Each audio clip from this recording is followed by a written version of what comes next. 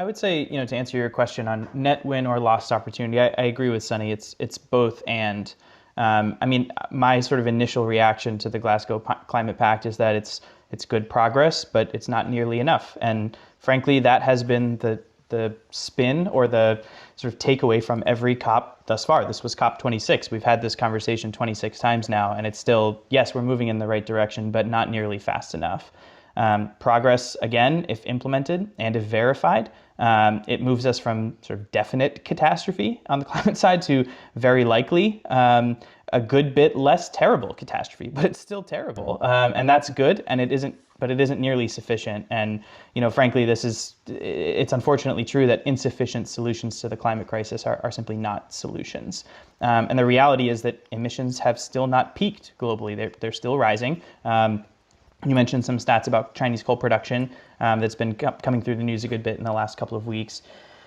We at Wood Mackenzie forecast that fossil fuel use in power has peaked this year, and that fossil fuel use in total primary energy demand won't peak until 2026.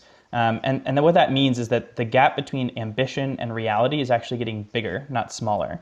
Ambition at Glasgow went up. It rose, and a lot of commitments were made, and that's positive.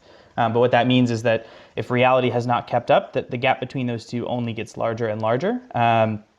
And speaking about, sort of non-binding future commitments or even commitments that governments put forward, but don't then go home and mandate action to actually meet the commitments made at COP, means that sort of, to your question to Aida just now, is it better to kind of make big promises and not deliver on them, or to be frank about it? I mean, the reality is that if the ambition goes up, that's good, but if the reality doesn't follow, then that's problematic.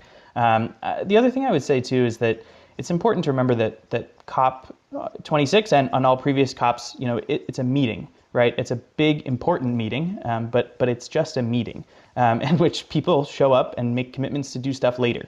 COP itself doesn't actually bring emissions reductions.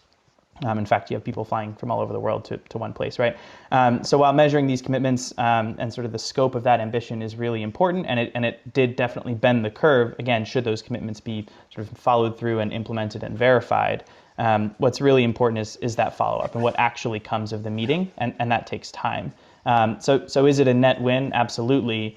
Is it a lost opportunity to say that more needed to happen? Yes, and that's not a new conclusion, right? That's sort of been the takeaway from every COP thus far. So then, as Sunny said as well, right? You have to go home and then actually make this happen. And on the governmental side too, the public sector can sort of bring representation, make commitments, but unless large organizations can actually understand, verify, and track their own emissions and actually take action to reduce them, that makes it a lot harder to see the curve.